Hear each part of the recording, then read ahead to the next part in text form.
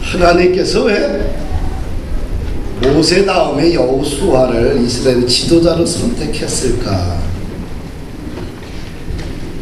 왜 여호수아를 지명했을까요?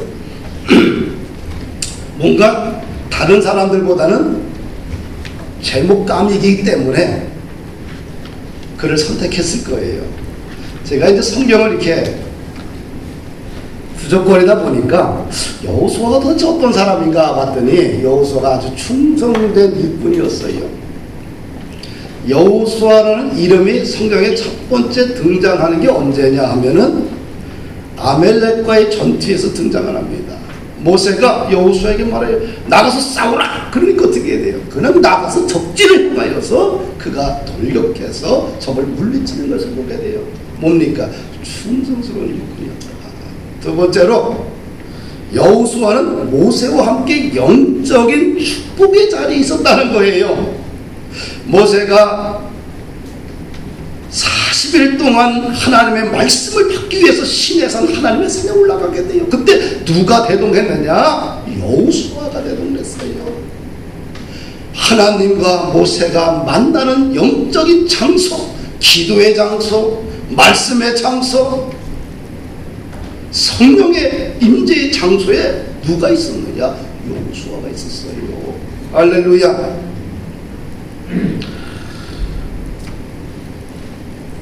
우리가 제자 양육 도대체 뭐냐? 우리 교회 3628라고 많이 하잖아요. 최고의 제자 양육의 모델은 예수님과 제자들의 관계 아닙니까? 3년 6개월 동안 예수님과 제자들이 함께 했는데 예수님이 어떻게 했어요? 같이 먹고 잤어요. 그 시간 따지면 10,000시간이 넘었겠죠. 최소한 하루에 10시간만 따져도 엄청난 시간이죠. 그리고 신방의 자리, 치료의 자리, 산기도의 자리, 고뇌의 자리, 설교의 자리, 이런 모든 자리에 제자들이 함께 했어요. 그랬을 때 예수님이 떠나가고 이 땅에 그들만 남았을 때 예수님이 했던 방식이 생각나는 거예요. 그러니까 그들이 성령 받고 나서 세상을 놀라게 하는 뒤집는 살아있는 역사를 만들었지요. 사랑하는 여러분들, 영적인 축복의 자리에 멘토와 영적인 멘토와 함께 있다는 것은 복이에요. 날마다 우리의 삶 속에서 우리 최고의 영적인 멘토이신 주님과 날마다 함께 교제한다는 것은 큰 은혜지요. 세 번째로 여호수아는 아주 성실한 사람이에요. 출애굽기 33장 11절 보니까 회막을 떠나지 않는 사람이었습니다. 모세 옆에서 늘 시중 들었어요. 아주 참신한 모습, 자신에게 맡겨진 임무를 성실하게 잘 이행하는 사람. 여호수아는 성실함이 무기였어요. 누가 리더가 될 수 있느냐? 성실해야 돼. 네 번째로 성경을 찾아보니까 여호수아는 믿음의 사람이었어요. 가나안 땅 정탐을 위해서 가데스바네에서 모세가 12명을 차출합니다. 그들이 40일 동안 가나안 땅을 갔다 와서 보고를 하는데 10명은 부정적인 보고를 해요. 우리는 안 됩니다. 우리는 메뚜기와 같습니다. 그들은 장대합니다. 우리는 가나안 땅을 점령할 수 없습니다. 그런데 두 사람, 여호수아와 갈렙은 옷을 찢으면서 이런 얘기를 해요. 그 땅은 심히 아름다운 땅입니다. 여호와께서 우리를 기뻐하시면 그 땅을 반드시 주실 것입니다. 여호와를 거역하지 마십시오. 그 땅 백성을 두려워하지 마십시오. 그들은 우리들의 먹이입니다. 그들의 보호자는 그들에게서 떠났고 여호와는 우리와 함께 하십니다. 그들을 두려워하지 마십시오. 무슨 사람? 믿음의 사람이었어. 할렐루야. 그래서 하나님이 300만이 넘는 이스라엘 백성들의 리더로 여호수아를 선택을 해요. 근데 여호수아를 선택하고 나서 그를 내버려 두지 않아요. 그냥 두지 않아요. 여호수아 1장을 보니까 선택하신 후에 여호수아에게 용기를 주고 믿음을 심어주고 비전을 심어줘요. 너는 일어나 이 요단을 건너 내가 주는 그 땅으로 가라. 내가 발바닥으로 밟는 모든 땅이 너의 영토가 되리라. 내 평생에 너를 능히 대적할 자가 없다. 내가 너를 떠나지도 않고 버리지도 아니할 것이다. 오직 강하고 담대하라. 두려워하지 말라. 이 율법책을 내 입에서 떠나지 말게 하고 주야로 묵상하라. 그리하면 기록한 대로 다 지켜 행하라. 그리하면 내 길이 평탄하고 내가 형통할 것이다. 할렐루야. 리더로 선택하고 그냥 버려두지 않고 고아로 만들어두지 않고 철저하게 다시 믿음을 재무장하고 걸어갈 수 있도록 사명을 심어주고 용기를 심어주고 위로해주고 도와주는 분이에요.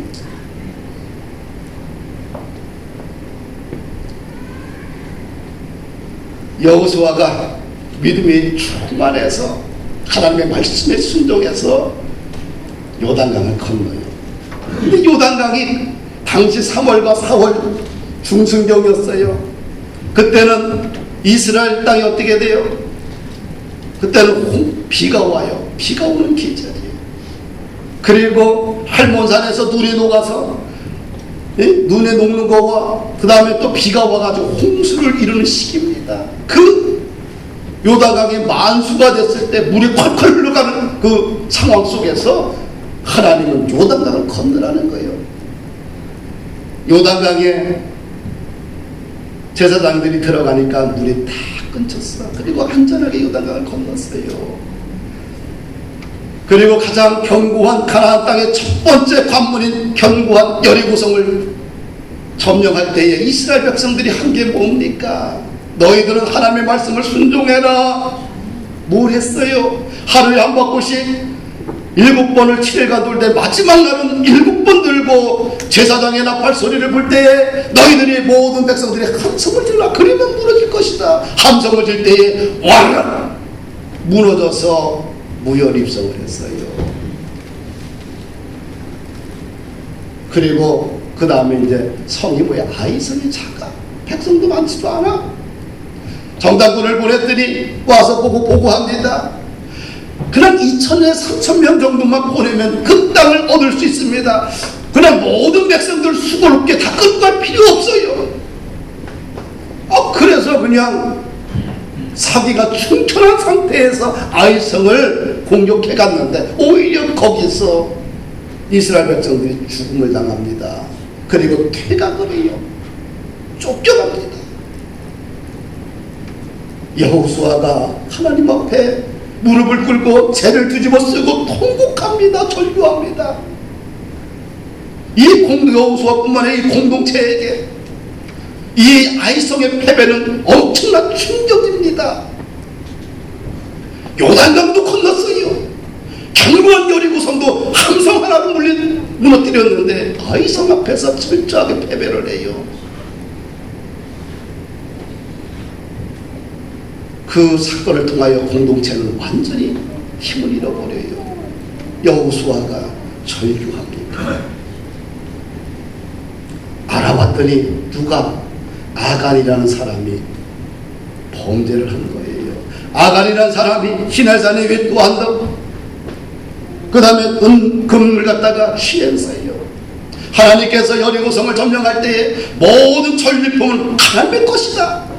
그런데 슬쩍 해가지고 자기의 천막 밑에 숨겨놨어요. 아간 한 사람이 범죄를 했는데 하나님은 아간 한 사람의 범죄를 보지 않고 이스라엘 백성들이 범죄했다고 보여요. 왜 그럴까요? 이스라엘과 하나님 사이는 언약의 관계입니다.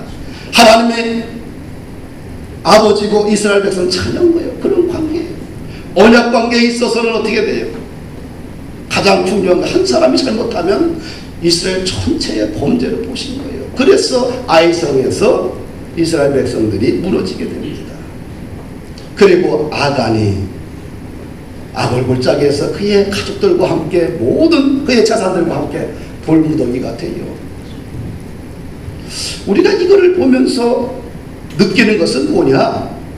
하나님의 백성과 이스라엘 백성들 사이에 하나님과 이스라엘 백성들 사이에 언약이 있는데 그 언약을 언약을 이어주는 것이 뭐냐 하면 순종이에요. 말씀에 순종하느냐. 순종하면 불가능을 가능케 하고 순종하지 않으면 가능한 것도 불가능하게 된다는 거예요.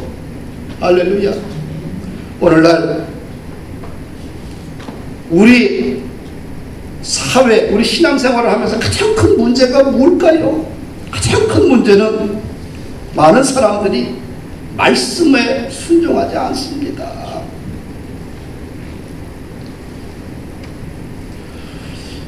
사랑하는 여러분들, 말씀에 순종하지 않고서는 하나님의 나라가 세워지지 않아요.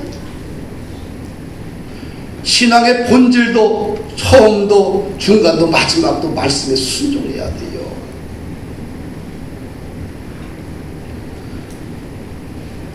순종하면 불가능도 가능하게 되고 순종하지 않으면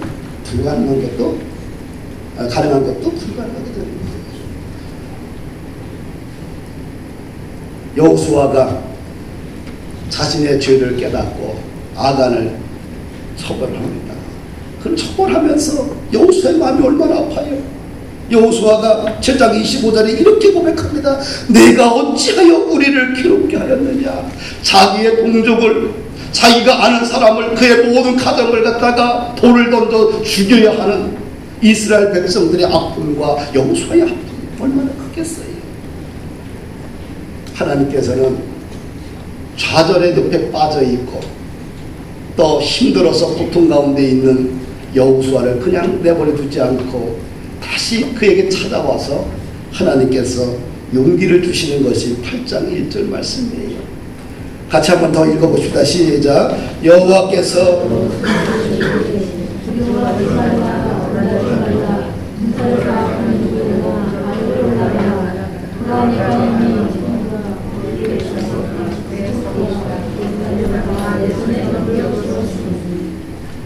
하나님과 이스라엘 백성들 사이에 죄의 문제를 완전히 해결하고 나니까 하나님과 바른 관계가 회복되고 나니까 하나님과의 과거를 완전히 잃어버려요. 그렇죠? 네? 과거를 아주 하나님은 뒤끝이 전혀 없어. 두려워하지 말라. 네? 놀라지 말라. 아이 왕과 그 모든 백성과 그의 성읍과 그의 땅을 다 내 손에 넘겼다. 할렐루야. 우리 사람들은 뭐가 많아요?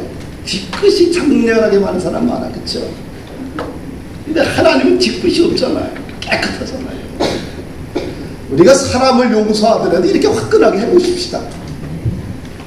사람을 이렇게 용서하지 못하고서 어떻게 하늘의 은혜와 능력을 이 땅을 가져올 수 있겠어요? 우리도 좀 화끈해 보십시다. 좀. 세상 사람들은 막걸리 한 잔 먹고 하면은 다 해결이 된다는데 우리 그리스도인들은 십자가의 용서와 십자가의 피를 가지고 살아가는 사람들인데 이게 잘 안 돼. 십자가가 작동이 안 돼요. 교회는 십자가가 작동돼야 돼. 그런데 이상하게 술 먹는 사람은 십자가가 작동되는데 교회는 십자가의 보혈 피를 믿는 우리들 십자가가 작동 잘 안 돼요. 뒤끝이 아직 있어. 누가 문제입니까? 내가 문제예요. 그래서 예수님처럼 어떻게 돼요? 회개했다. 어떻게 돼요? 과거를 묻지 마라. 품어줘야 되는 거예요. 할렐루야. 품어주더라도 얼마나 화끈해요. 두려워하지 말라. 놀라지 말라. 내가 아이성의 모든 것을 다 너의 손에 맡겨놓으라. 할렐루야.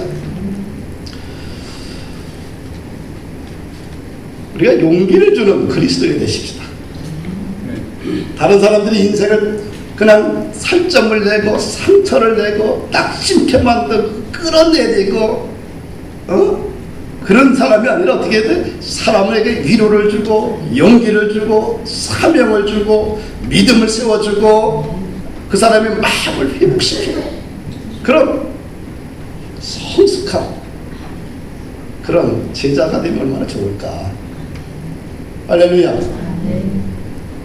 아멘 안 하는 사람은 왜 그럴까요? 그냥 나는 나대로 살겠으니 목사님들은 설교만 하고 내려오셔요. 뭐 그런 얘기인가 그러면? 아니겠지, 그렇죠? 우리가 좀 자녀들을 용서할 때도 어떻게 돼요? 이렇게 뒤끝 있게 하지 말고, 또 회사에서도 어떻게 돼요? 이렇게 뒤끝 장렬하게 하지 말고 어떻게 돼요? 화끈하게. 할렐루야. 두 번째, 여호수아에게 하나님이 하신 말씀이 뭐냐면 구체적인 전략을 제시해요. 아이성을 공격할 전략을 말씀하는데 2절 보니까 너는 아이성 뒤에 복병을 두친대라. 3절 보니까 용사 300명을 뽑아 밤에 보내고, 8절 보니까 성읍을 취하면 그것을 불살라라. 또 성읍 주변에 매복할 것을 명령을 해요. 하나님은 어떻게 돼요? 아주 구체적이잖아요. 사랑하는 여러분들, 자신의 인생을 설계할 때에 한번 좀 구체적으로 한번 적어보십시오.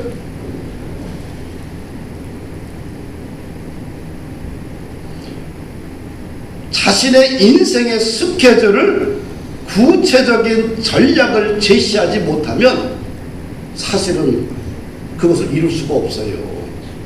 구체적인 전략이 없는데, 가는 방향이 없는데 어떻게 그것을 이룰 수 있겠어요? 그날이 그날이지. 그렇죠? 주먹구구시 우리 인생이 됩니까? 교회가 주먹구구로 됩니까? 안 되는 거예요. 회사가, 최장로님, 회사가 주먹구구로 됩니까? 병원이 지금 국제적인 병원으로 이렇게 짧은 시간에 성장했잖아요. 세계적인 병원이고. 주먹구구로는 안 되잖아요. 얼마나 많은 시간을 들여서 전략을 짜고 스태프들과 모여서 얼마나 많은 회의를 하고 끊임없이 다듬는 과정을 해요. 그 피곤한 가운데서도 아침 일찍 나가서 회의를 하고 저녁 늦게까지 또 하루에 100몇십 명씩 보고, 이게 쉬운 게 아니에요. 진액을 쏟더라고요. 여러분들이 교회에 헌금하는 거, 여러분들이 삶 속에서 진액을 쏟아서 내는 헌금이요, 사실은. 그쵸? 쉬운 게 아니에요. 내가 최장로님 옆에서 이렇게 보면 진짜 진액을 쏟아서 헌금해요. 모든 성도들 다 그래. 같은 어떻게 회사 나가면서 대충 전략도 없이 살아서 회사에서 생존할 수 있겠어요? 그런 게 없어요. 우리 하나님은 굉장히 구체적인 전략을 가지고 계신 분이에요. 할렐루야. 사도행전에 보면 이방인 고넬료가 등장이 돼요. 백부장이 100명의 군사를 데리고 있는 장교입니다. 근데 이 고넬료가 어떤 사람이냐? 기도와 구제를 항상 해요. 그래서 하나님의 앞에 그의 삶이 상달이었어요. 어느 날 기도합니다. 기도하다 환상을 보게 돼요. 환상이 이런 내용이에요. 환상 중에 도시 이름을 정확하게 말을 해요. 사람을 곧바로 보내라. 그리고 만나야 될 사람을 분명하게 이름을 꼭 짓습니다. 베드로라는 신문을 청해라. 그리고 집의 위치까지 정확하게 말씀하셔요. 무두장의 시몬의 집에 베드로가 유숙하고 있는데 그 집은 해변에 있느니라. 하나님의 인도하심이 어때? 대충입니까? 구체적입니까? 어때요? 구체적이죠. 동시에 똑같은 시간에 베드로가 기도하다 환상을 봅니다. 성령님께서 베드로에게 가라 하십니다. 베드로는 무슨 뜻인지 모르고 갔어. 고넬료 따라가서 고넬료 집에 가서 말씀을 전했더니 성령이 그곳에 있는 모든 사람들에게 강하게 임재하시는 거예요. 그래서 이방인 최초로 성령의 사건이 일어난 거예요. 성령은 오직 유대인들에게만 한정된 하나님이 주신 위대한 선물이요 은혜인 줄 알았는데 이방인들에게도 하늘의 성령님이 임재하는구나. 할렐루야. 하나님의 사건은 아주 구체적이에요. 세 번째, 하나님께서는 목표를 정하라고 이야기하십니다. 18절 말씀을 우리 같이 한번 읽어보십시다. 시작.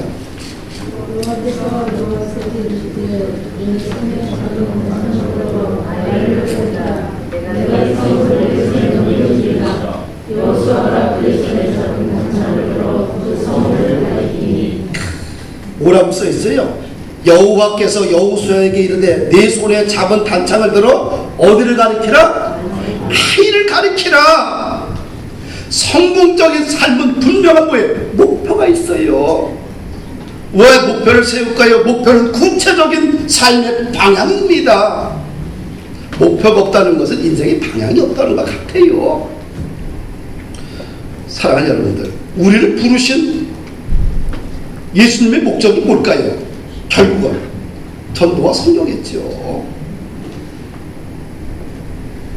이 땅에 오셔서 예수님께서 고난받으시고 십자가를 지시고 죽으신 이유가 뭘까요?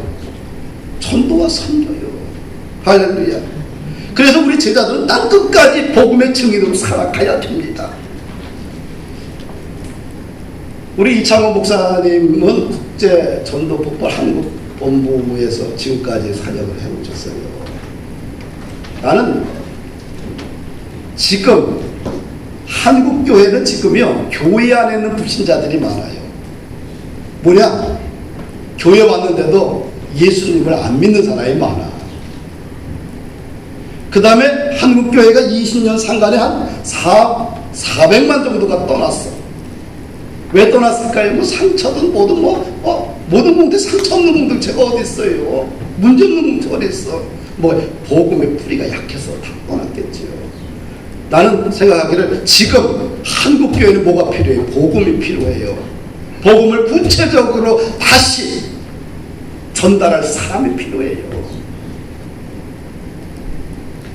사랑하는 여러분들,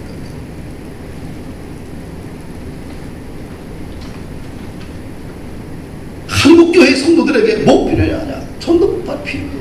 내가 쭉 살펴봤는데 복음을 가장 체계적으로 간략하게 명쾌하게 분명하게 전할 수 있는 것이 전도폭발이 가장 탁월합니다. 우리 성도는 전도를 하든 안 하든 어떻게 돼요? 전도폭발을 단순해야 돼요. 그래서 복음을 무장해야 돼요. 할렐루야. 할렐루야. 네. 사랑하는 여러분들, 그리스도인들은 하나님 나라에 걸맞는 목표를 세워야 돼요. 현세적이고 아니란 목표가 아니라 하나님 나라에 걸맞는 목표를 세워라. 왜? 인생은 길다. 과거에는 인생을 전반전과 후반전으로 나눴어요. 지금은 인생을 전반전, 후반전으로 나눈 사람 아무도 없어요. 인생을 4기를 봅니다. 1기는 30대까지, 2기는 60대까지, 3기는 60에서 80대까지, 4기는 80서부터 주님이 부르시를 그날까지. 그런데 인생의 가장 황금기는 어디냐? 사실은 3기라는 거예요. 구체적인 방향과 분명한 목표를 가지고 사명을 가지고 준비하게 되면 오히려 3기가 인생에서 가장 황홀한 시기요, 농축된 인생의 황금기가 될 수 있다는 것입니다. 그러나 준비되지 않은 사람들은 인생의 3기가 가장 힘들고 고단하고 자신의 인생을 저주하고 한스럽게 살다가 끝나게 돼요. 우리 교회는 이제 3기 막 넘은 사람, 조금 넘은 사람만 있지 4기 들어간 사람이 안 없어. 우리 교회가 굉장히 희망이 있다. 할렐루야. 사랑하는 여러분들, 인생은 속도가 중요한 게 아니에요. 인생은 뭐예요? 방향이 중요해요. 방향이. 속도가 아무리 빨라도 인생의 2기에서 3기에서 방향이 잘못되면 그건 반드시 인생은 망쳐도록. 그러나 1기와 2기가 내 인생에 그래도 별 볼 일 없었다. 근데 끊임없이 믿음으로 사명을 가지고 준비했다. 3기는 속도가 붙을 것입니다. 왜? 방향이 건강하기 때문에. 할렐루야. 인생은 얼마든지 역전이 된다. 마지막 여호수아에게 하나님이 하신 말씀이 있어요. 네 손에 모든 것을 다 넘겨주리라. 할렐루야. 18절 보니까 네 손에 잡은 단창을 들어 아이를 가리키라. 내가 이 성읍을 네 손에 넘겨주리라. 할렐루야. 분명합니다. 우리 하나님은 명확합니다. 정확합니다. 네 손에 넘겨주리라 하면 넘겨주는 거예요. 할렐루야.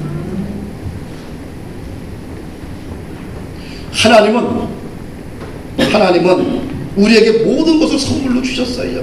독생자 예수 그리스도를 아낌없이 우리에게 주셨고요. 예수님은 생명까지 우리를 위하여서 십자가에 내 던지고 우리를 구원하셨고요. 자신의 모든 것을 다 주신 분이 우리의 하나님이십니다. 그런 분이 우리가 구하는 것을 주시지 않겠느냐. 할렐루야. 그래서 염려하지 말라. 이 땅에서 무엇을 먹을까 입을까 마실까에 초점을 두는 사람은 이 땅 속에 살다가 꺼져가는 들불과 같은 인생이 되고 맙니다. 그러나 하늘을 쳐다보고 하늘에 계신 아버지 하나님을 발견하고 그분을 바라보는 사람들마다 그의 인생은 달라지고 이 땅의 인생도 복되게 된다는 겁니다. 할렐루야. 염려란 말은 뭡니까? 염려란 말은 원어로 분열된다는 말입니다. 마음이 나뉘어 어순한 상태를 말합니다. 염려는 믿음과 정반대의 말이지요. 상식에도 어긋나는 말이지요. 염려는 사람의 마음을 지치게 하고 힘을 빼고 스스로 괴롭히는 것. 염려는 착약됩니다. 사랑하는 여러분, 염려 속에 빠져 살지 말고 하늘에 계신 천부를 바라보고 살자.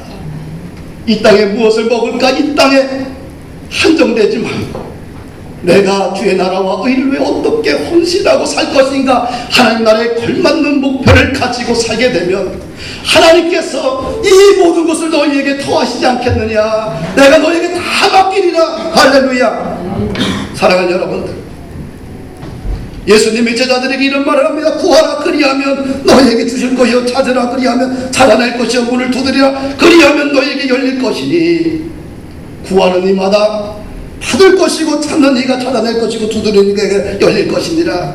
너희 중에 누가 아들이 떡을 달라 하면 돌을 주며 생선을 달라 하는데 천가를 줄 사람이 있겠느냐. 너희가 악한 자라도 자식에게 좋은 것을 줄 줄 알거든. 하늘에 계신 너희 아버지께서 구하는 자에게 좋은 것을, 성령을 주시지 않겠느냐. 할렐루야. 예수님을 믿으십시오. 하늘과 땅의 모든 권세를 부여받은 예수님의 이름을 믿으십시오. 그러면 여호수아에게 했던 이 말씀이 오늘 우리의 삶의 현장 속에서 나의 사건이 되고 나의 기적이 될 줄 믿습니다. 인간을 의지하지 말고 하늘 아버지를 의지하십시다. 그러면 그분이 말합니다.